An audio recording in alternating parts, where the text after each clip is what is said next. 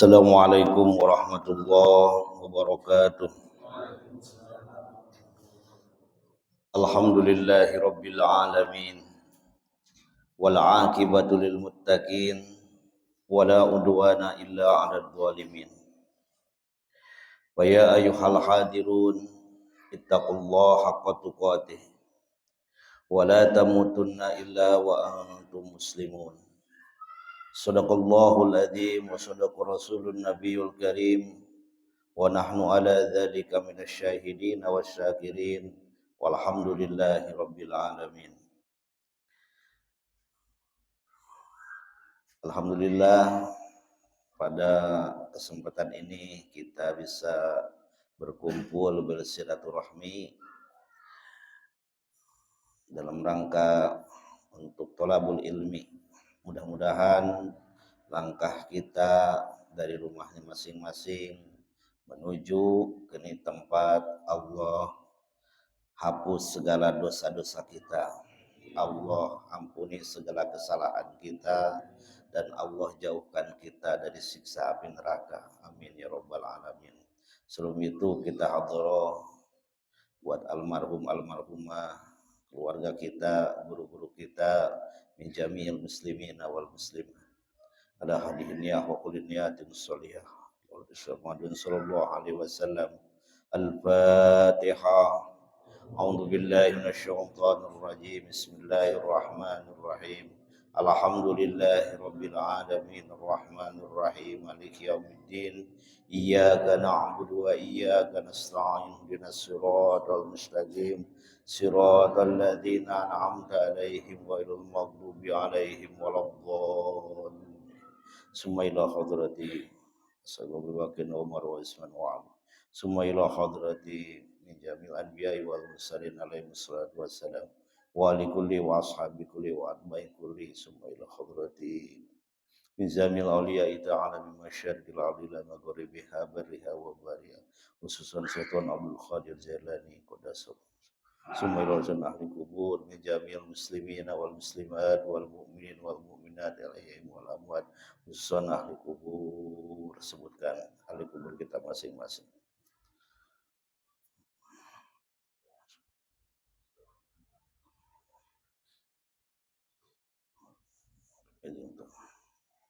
Al-Fatihah. A'udzu billahi minasyaitonir rajim. Bismillahirrahmanirrahim. Alhamdulillahi rabbil alamin arrahmanir rahim maliki yaumiddin. Iyyaka na'budu wa iyyaka nasta'in. Ihdinas siratal mustaqim. Siratal ladzina an'amta 'alaihim ghairil maghdubi 'alaihim waladdallin. Amin. Bismillahirrahmanirrahim. Puji syukur kita limpahkan kepada Allah Subhanahu wa taala, salat beserta salam kita sanjungkan kepada baginda Nabi besar Muhammad sallallahu alaihi wasallam yang senantiasa semoga Allah Subhanahu wa taala menurunkan rahmat, karunia, inayah, hidayah kepada kita serta cucuran syafaat daripada baginda Rasulullah sallallahu alaihi wasallam. Hadirin jemaah yang dimuliakan Allah Subhanahu wa taala, kita akan meneruskan tentang cabang-cabang keimanan kita terhadap Allah Subhanahu wa taala. Karena iman manusia itu yazidu wa yanqusu. Kadang naik, kadang turun gitu. Kadang ada di atas, kadang ada di bawah. Kadang kita ada dalam kebaikan, kadang kita ada dalam kesalahan. Itu iman kita. Karena iman itu bercabang-cabang. Terjuagi dengan 77 cabang iman. Adil amanata la tuqatil musliman. Wahdar ta'aman summa malaka tahrumu. Kata ulama dalam kitab Saubul Iman, adi al-amanata. Kita harus menepati, menyampaikan terhadap amanah. Sebagaimana dalam Al-Qur'an Allah terangkan, innallaha ya'murukum an tuwaddul amanata ila ahliha. Apa yang disebut dengan amanah itu? Amanah artinya titipan, bahasa asalnya.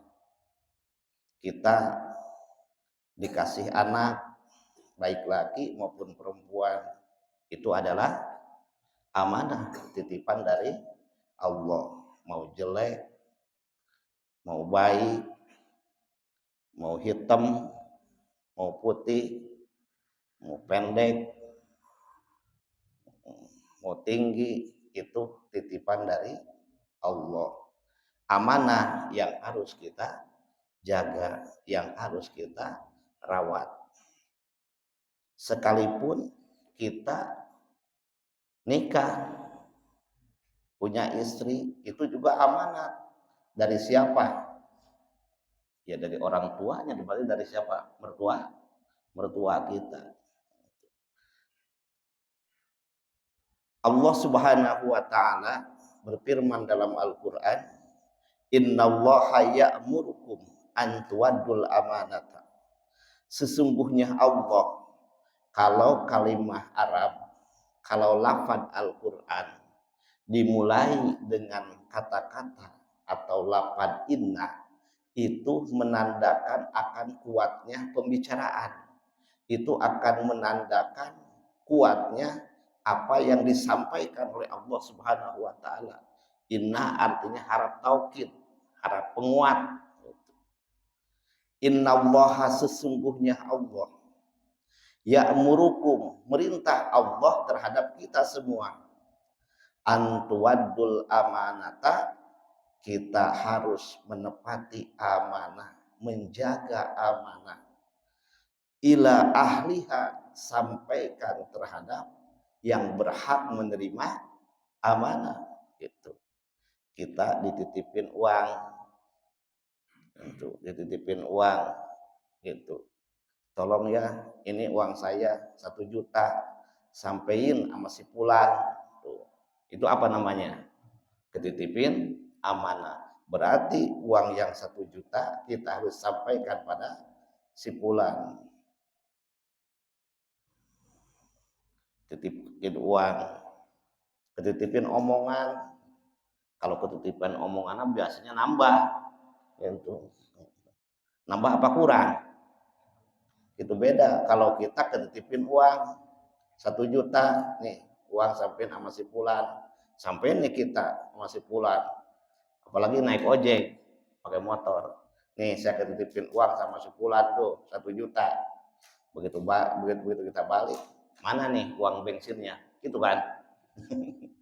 Kalau ketitipin uang itu nambah apa kurang?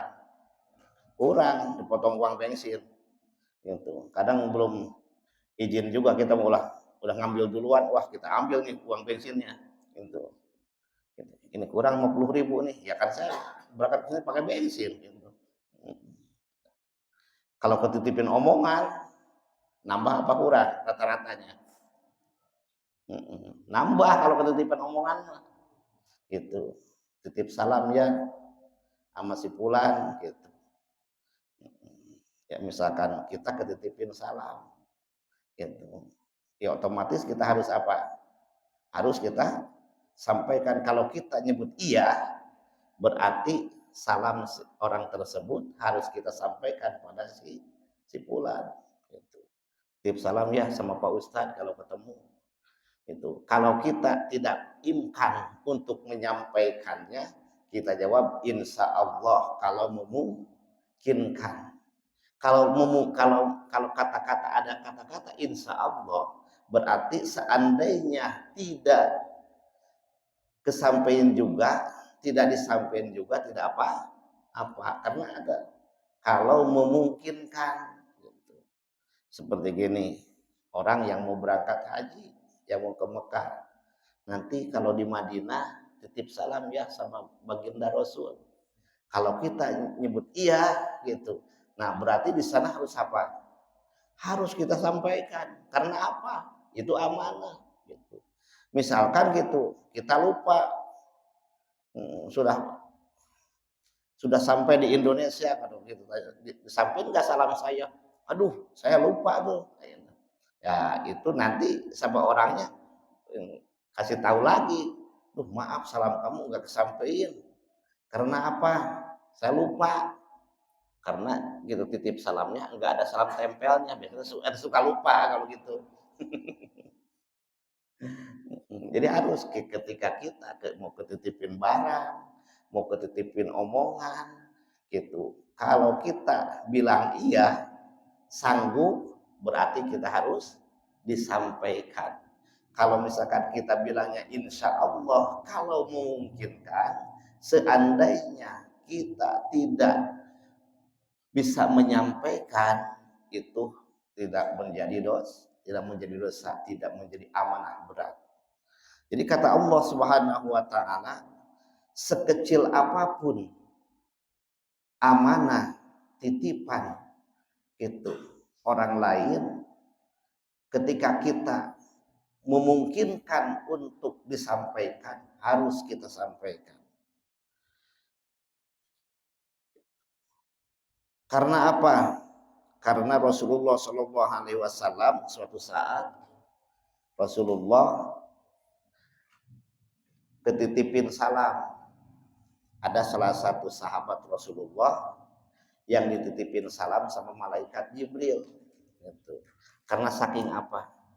Abu Bakar Siddiq dititipin salam sama malaikat Jibril melalui baginda Rasul. Gitu. Bagaimana Rasulullah Shallallahu Alaihi Wasallam? Kata Rasulullah Shallallahu Alaihi Wasallam, wahai Abu Bakar Siddiq, tadi malam aku ketemu malaikat Jibril. Gitu. Gitu. Jibril nyampein salam sama kamu. Gitu. Gitu. Abu Bakar Siddiq percaya. Karena apa? Karena yang ngucapinnya baginda Rasul. Beda dengan Mama Gufron. Mimpi sama malaikat Jibril gitu. Gitu. Ya kita juga ragu-ragu itu benar apa kagak gitu. Ya, tapi kalau Rasulullah yang ngomong gitu. Kalau Rasulullah yang ngomong gitu. Kalau kita misalkan mimpi ketemu malaikat Ijrail gitu. Pas lagi tidur kita mimpi, tapi ketemunya malaikat Ijrail. Kira-kira bangunnya kita gitu, tidur lagi apa langsung bangun? Itu. Ini mah mimpinya malaikat Ijrail pencabut nyawa. Nah, jadi sekecil apapun ketika kita ketitipin amanah, jabatan adalah amanah dari Allah. Anak amanah dari Allah. Itu harta yang kita pakai, harta yang kita makan, itu semua titipan dari Allah yang harus kita jaga. Itu termasuk cabang iman yang nomor ke 36. Jadi terhadap siapa kita menyampaikan amanah itu? Ila mustahiqiha, terhadap orang yang berhak menerima amanah tersebut. Sekalipun istri kita. Itu. Sekalipun istri kita ataupun amanah orang lain terhadap istri kita. Wah, ini mah orang serumah. Itu. Mau disampaikan apa kagak. Kalau termasuk sekalipun kita ketitipin salam atau ketitipin barang buat istri kita yang di rumah dari orang lain, sampaikan. Wah, bodo amat ini mah istri kita sendiri gitu. Ini mah ordal, masih orang dalam ini mah. Gitu. Sekalipun istilahnya terhadap ada amanah titipan buat istri kita atau buat anak kita, kita sampaikan. La tuqatil, jangan membunuh kamu musliman terhadap orang Islam. Itu. Bagaimana hukumnya membunuh terhadap orang muslim? Haram hukumnya membunuh terhadap orang muslim. Rasulullah Shallallahu Alaihi Wasallam juga ketika memerangi orang kafir, sampai mana Rasulullah memerangi orang-orang kafir, baik kafir Mekah maupun kafir Madinah, sampai orang tersebut mengucapkan dua kalimat syahadat, yang tadinya walaupun kafir belongkotan, tapi setelah mengucapkan dua kalimat syahadat, Rasulullah beserta para sahabat dijaga orang tersebut, haram diambil hartanya, haram ditumpahkan darahnya, haram itu dijaga oleh Rasulullah Shallallahu Alaihi Wasallam setelah orang tersebut mengucapkan dua kalimat syahadat. Sayyidina Umar, sahabat Nabi itu, Sayyidina Umar sebelum masuk Islam adalah orang yang paling ganas, orang yang paling jijik terhadap agama Islam. Habis-habisan Sayyidina Umar ketika ada dalam kekafiran memerangi orang-orang Islam, membantai, membunuh terhadap orang-orang Islam. Tapi setelah Sayyidina Umar mengucapkan dua kalimat syahadat, masuk Islam, Rasulullah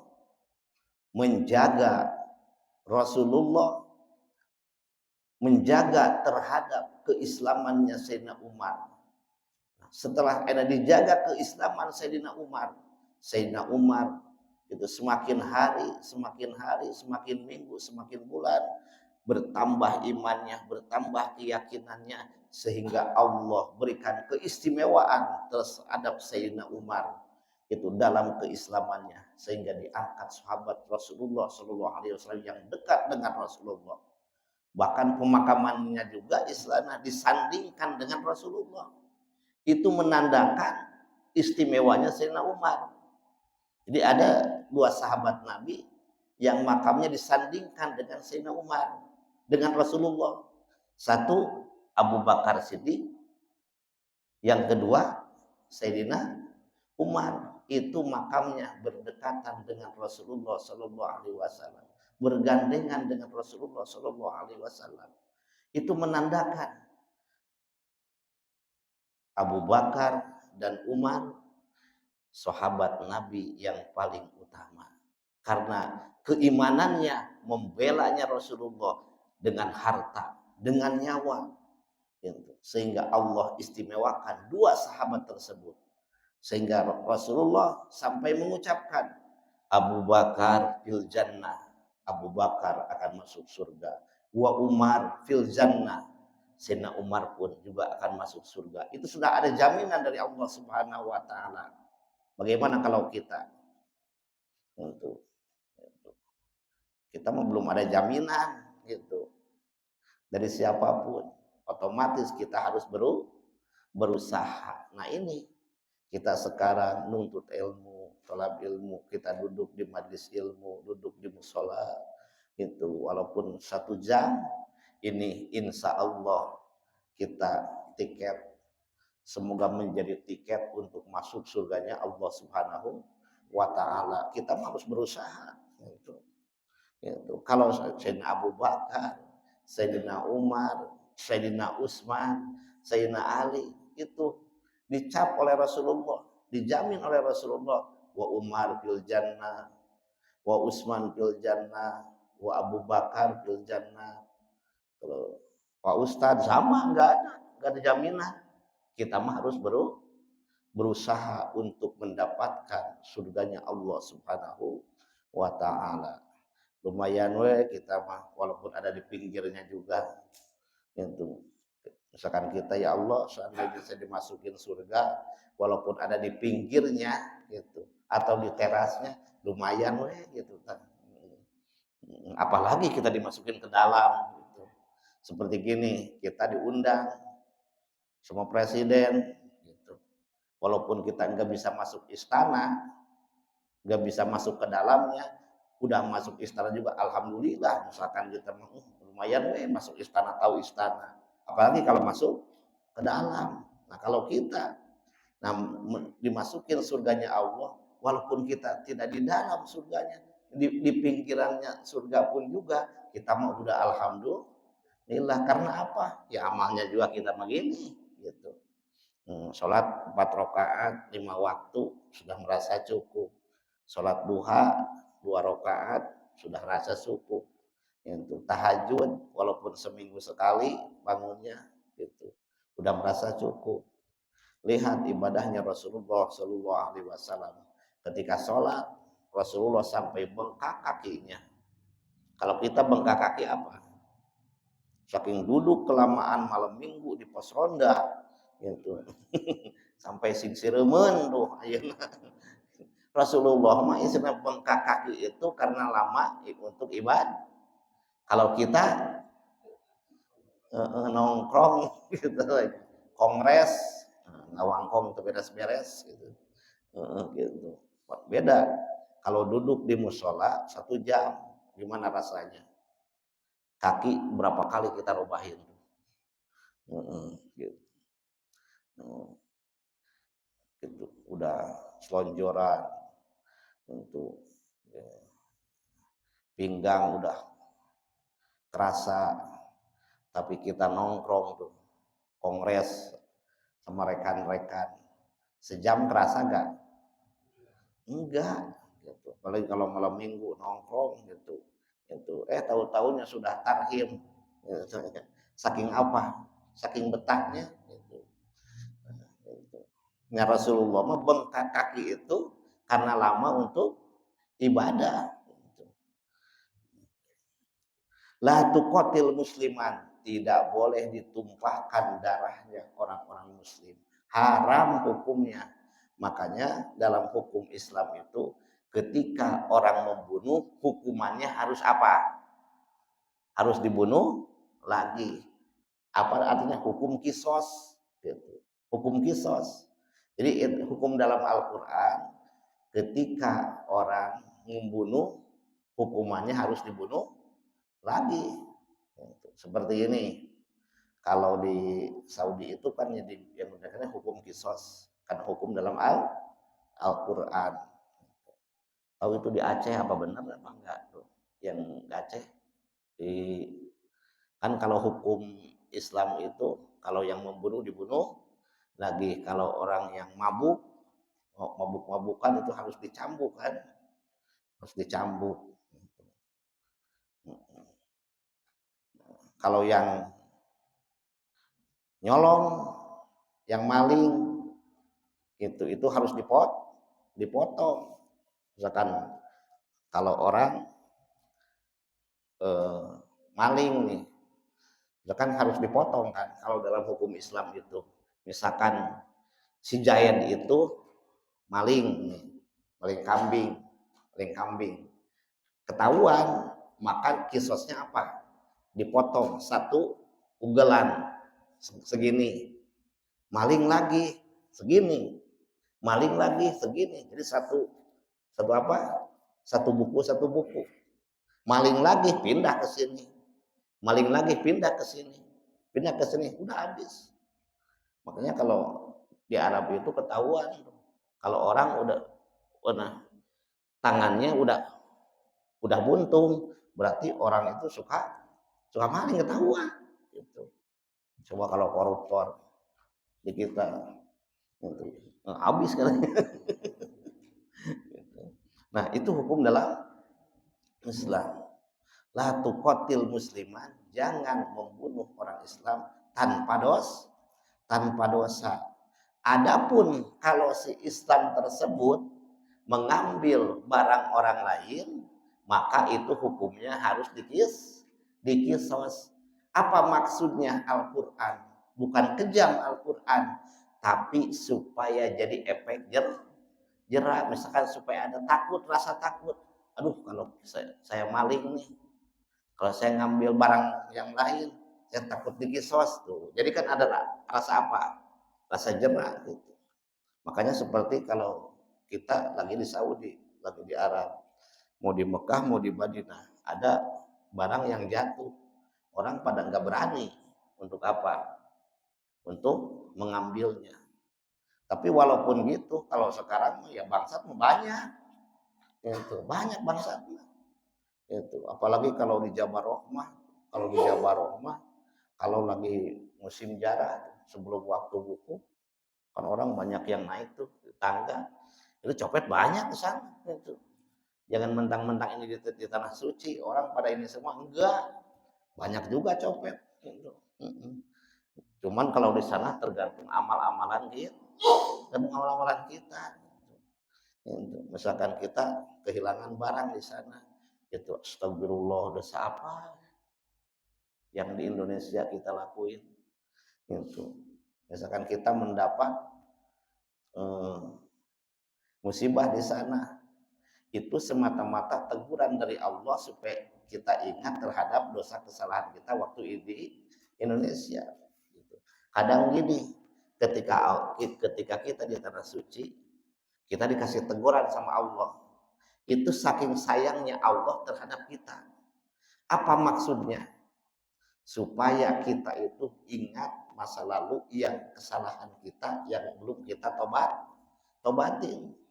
Kadang kalau orang berangkat ke tanah suci, sama tetangga minta maaf, sama saudara minta maaf, kalau bahas suami istri lupa itu nggak saling bermaafan. Kalau sama tetangga mah sampai nangis gitu. Tapi untuk suami istri lupa gitu. Makanya nggak aneh kalau orang yang berangkat haji suami istri di sananya bertengkar melulu gitu. Itu apa? Kebanyakan sebelum berangkat nggak saling minta maaf. Makanya Allah gitu perlihatkan kesalahan kita di sana dengan maksud supaya kita itu ingat terhadap kesalahan kita yang udah lama kita lakuin. Itu tujuannya.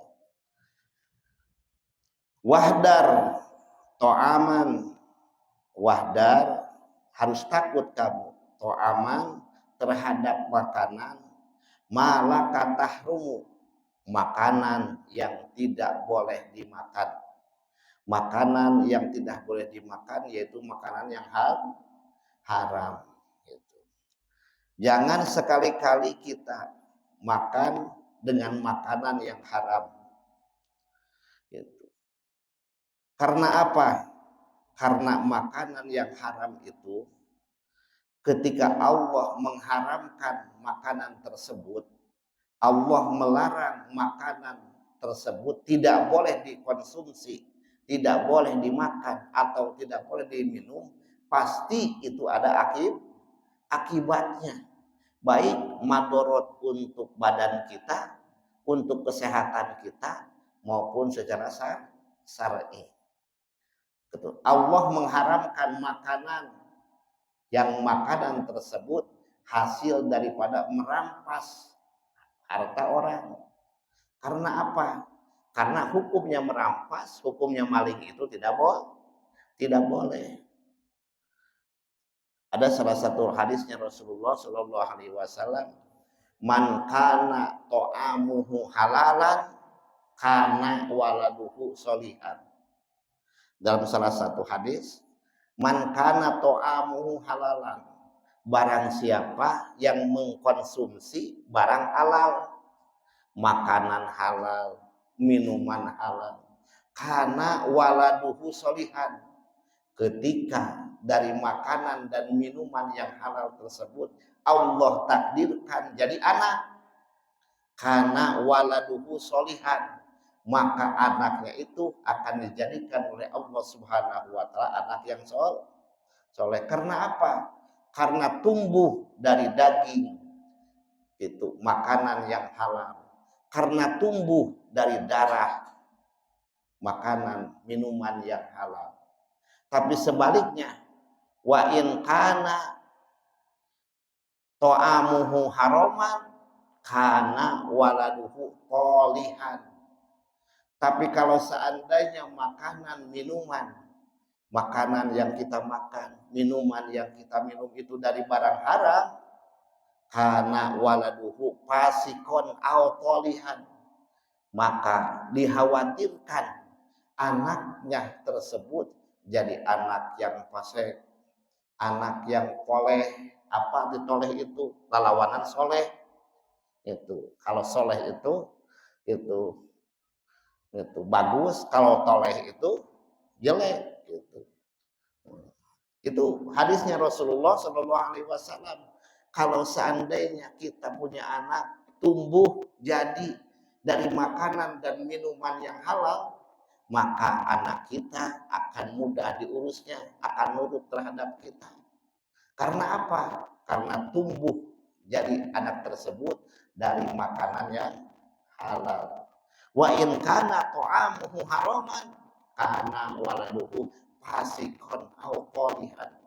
Seandainya anak itu jadi tumbuh dari makanan minuman yang haram, karena waladuhu fasikon, Allah jadikan anak tersebut jadi fasik, jadi anak yang fasik.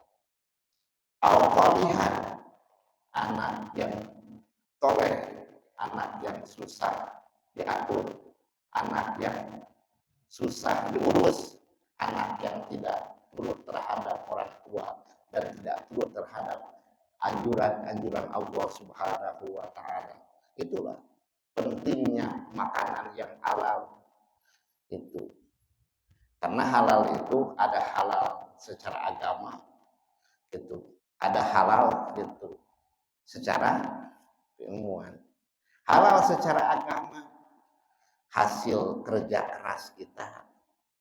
Kalau sekarang mah itu anak cacak-cacakan, kita kasih makan anak, kasih minum anak, kasih biaya anak, itu hasil kerja keras, hasil peras keringat dan banting tulang kita.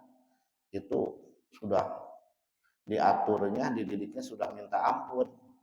Apalagi kalau kita kasih makannya dari barang yang haram gitu, maka tidak aneh. Misalkan kalau kita punya anak atau cucu susah diurusnya, untuk kita ingat ya Allah, itu apakah anak saya dikasih makanan yang baik? Apakah anak saya dikasih makanan yang haram? Ini susah banget diurusnya. Ingat terhadap apa yang kita kasih terhadap anak kita, apa yang kita kasih terhadap istri kita. Jadi selain bersih itu, selain bergizi itu, kita utamakan yang halal. Makanya kalau makanan itu selain 4 sehat, 5 sempurna, ke-6-nya kemerdekaan, atau kemerdekaan warung teuing gitu. Jadi yang halal yang harus diutamakan itu. Kan kalau kita cari makanan itu 4 sehat, 5 sempurna gitu kan, aturan dokter mah. Ibu apalagi kalau masih dikandung ya, masih bayi, itu program anak itu 4 sehat, 5 sempurna. Kalau saya mah ditambahan ke-6-nya kemerdekaan gitu. Seperti gini, kalau makan kita di pecel lele itu kan itu kenyangnya puas, beda dengan makan di KFC, nasinya juga cuma segede gini gitu. Kan kita mau minta nambah gitu. Biasa kita ngambil nasi 2 centong, kalau misalkan kita makan di ini di KFC cuma segede gini gitu, kan kita mah nggak cukup gitu. Jadi selain daripada makanan itu bergizi itu, kita ini makan halal apa haram itu, dari yang baik apa dari yang jelek, itu harus kita periksa, harus kita ini. Jadi yang kita konsumsi itu makanan yang haram. Jadi wahdar to'aman sumamala katahrum, itu hindari makanan-makanan yang haram, karena makanan-makanan yang haram itu akan menimbulkan akibat. Seperti gini, Allah mengharamkan daging babi, gitu. Allah mengharamkan daging anjing. Kita lihat dulu semasa hidupnya si anjing di mana, babi di mana. Beda dengan hidupnya kerbau, beda dengan hidupnya sapi, beda dengan hidupnya kambing. Secara dohiriah aja kita sudah bisa menilai kan, itu kambing itu gimana hidupnya, gimana cara makannya.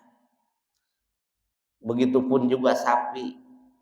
Kalau misalkan sapi dikasih rumput yang sudah kering, dimakan enggak?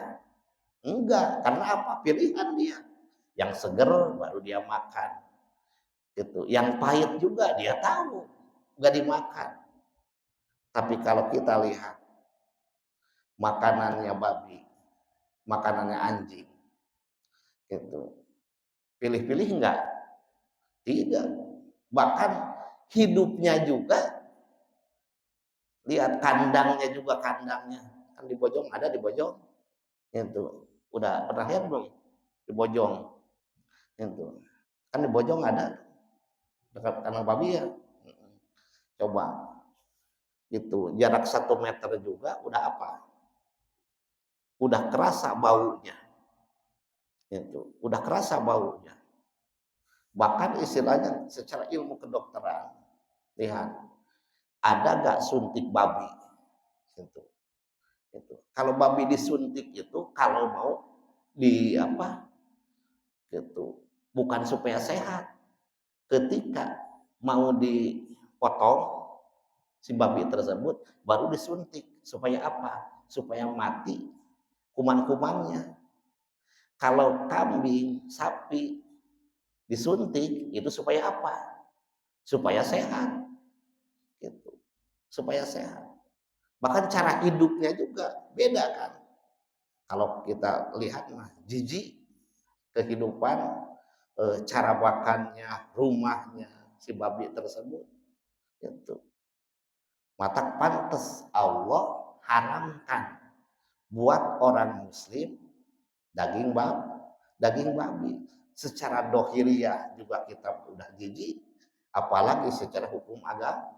Secara hukum agama beda dengan hidupnya sapi, kerbau, kambing, ayam. Gitu. Jadi makanan juga dipilih-pilih.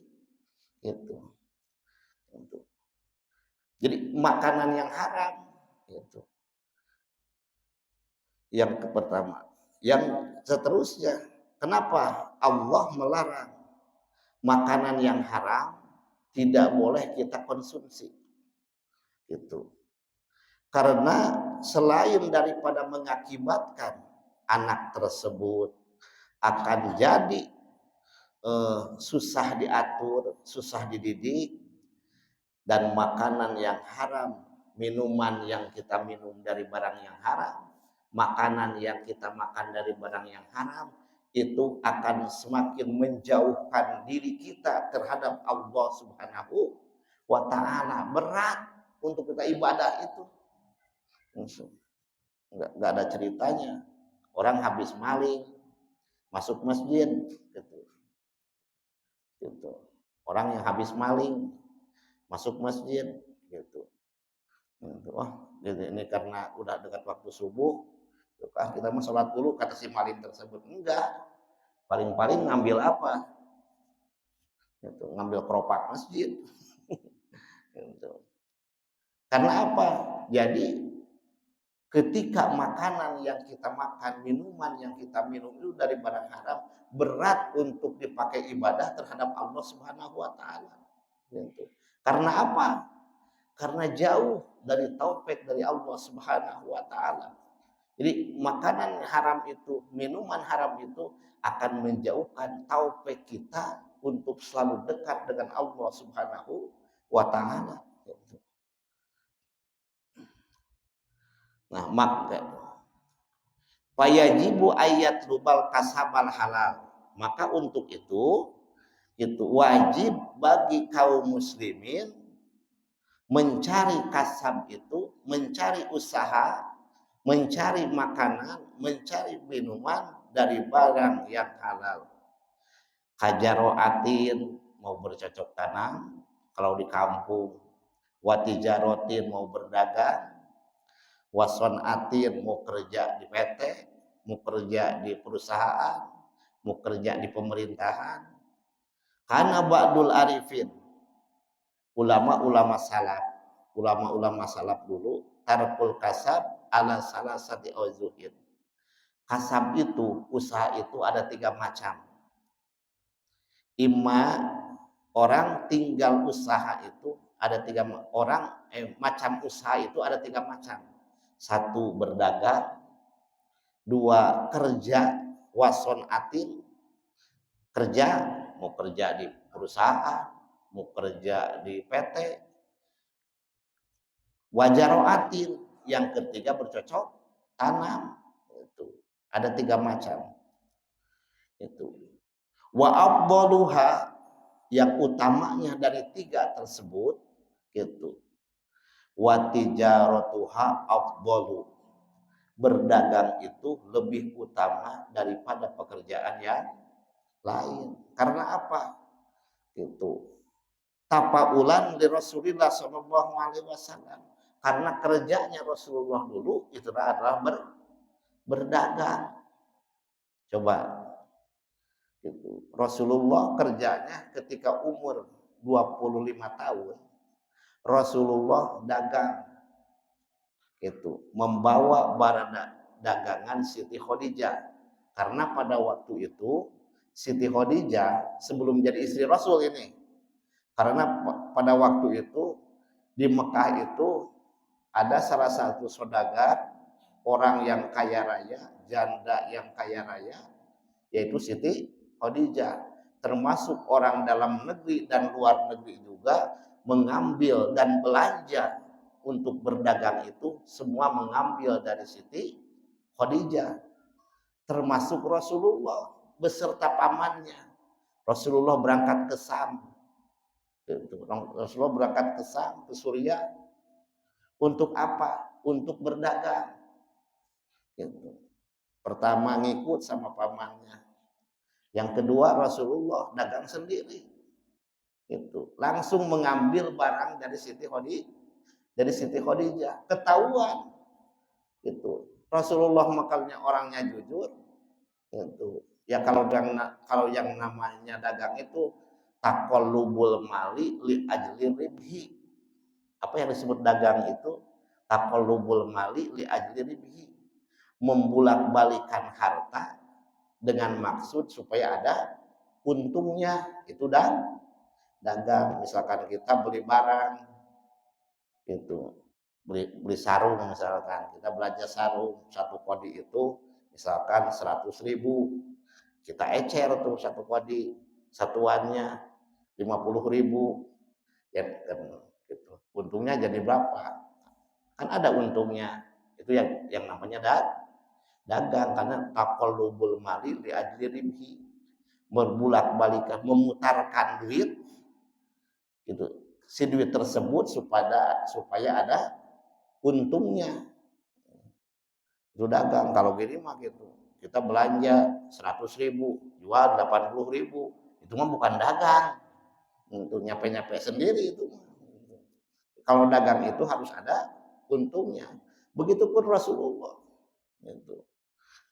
Bahkan ketahuan jujurnya, sehingga karena kejujuran Rasulullah setelah pulang dagang itu ketahuan oleh Siti Khadijah.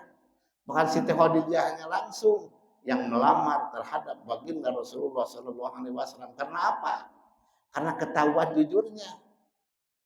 Nah, Siti Khadijah itu setelah dilamar Rasulullah dan nikah dengan Rasulullah, itu bagaimana hartanya Siti Khadijah itu bertambah apa berkurang? Habis. Itu yang tadinya di Mekah itu sepertiga kota Mekah itu hartanya yang paling kaya Siti Khadijah.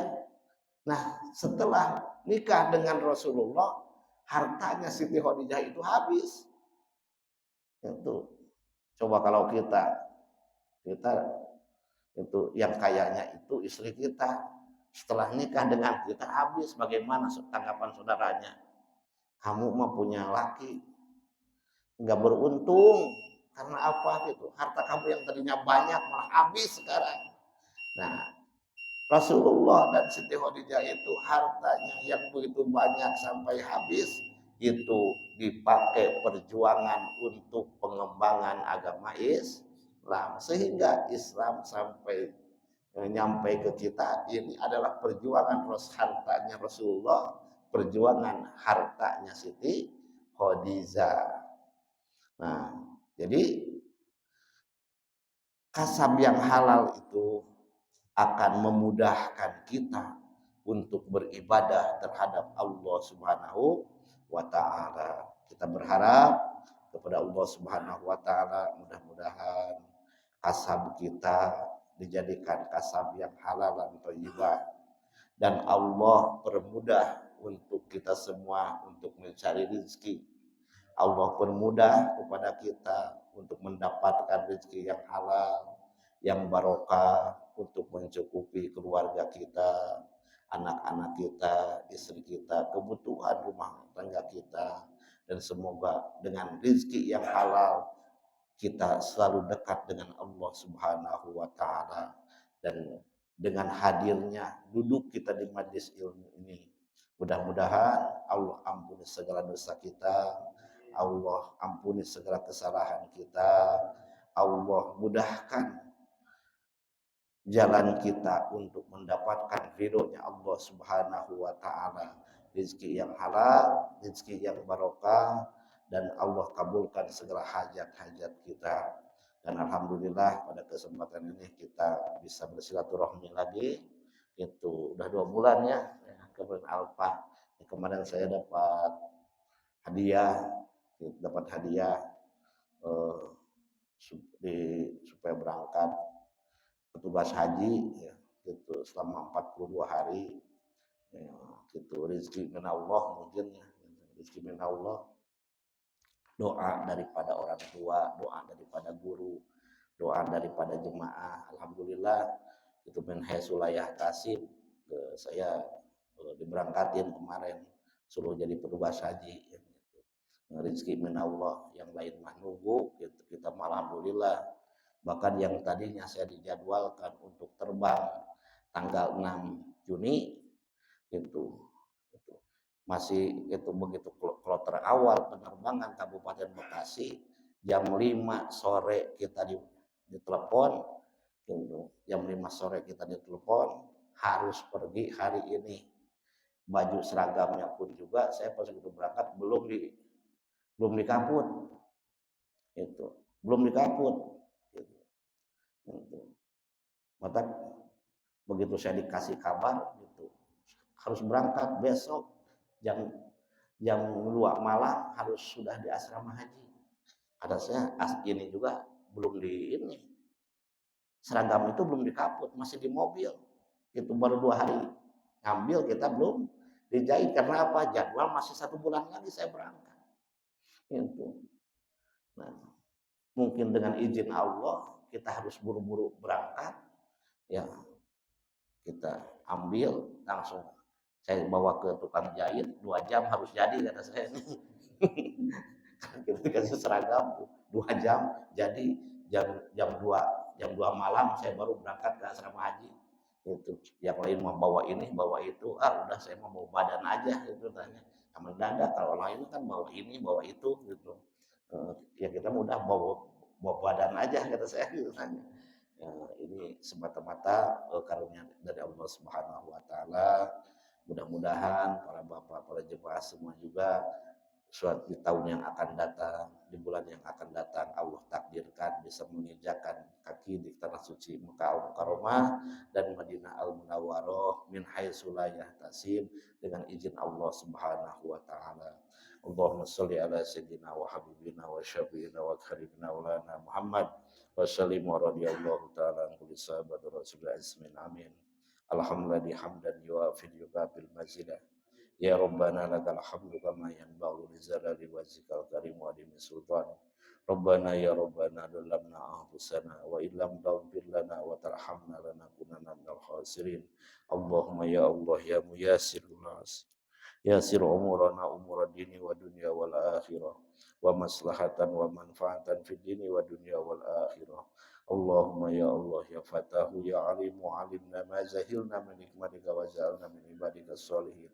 Allahumma inna nas'aluka bismikal a'zamil maknunit tahiril tahiril muqaddasil mubarakah al hayyul qayyum an tusilana kulal jamaah ila maqatil mukarramah والمدينة المنورة وأن تجعلنا يا الله ممن أمر حزن مبلورا برحمتك يا أرحم الراحمين ويسر علينا زيارة حرمك وحرمه من قبل أن تمتنا يا الله مرة بعد مرات ومن يتق الله يجعل له مخرجا ويرزقه من حيث لا يحتسب ومن يتوكل على الله وهو حسبه إن الله بالغ أمره قد جعل الله لكل شيء قدرا ربنا تقبل منا إنك أنت السميع العليم وتب علينا إنك أنت التواب الرحيم ربنا آتنا في الدنيا حسنة وفي الآخرة حسنة وقنا عذاب النار دعواهم بها سبحانك بها السلام وآخر دعواهم الحمد لله رب العالمين بسر الفاتحة أعوذ بالله من الشيطان الرجيم بسم الله الرحمن الرحيم الحمد لله رب العالمين الرحمن الرحيم مالك يوم الدين إياك نعبد وإياك نستعين اهدنا الصراط المستقيم صراط الذين أنعمت عليهم غير المغضوب عليهم ولا الضالين السلام عليكم ورحمة الله وبركاته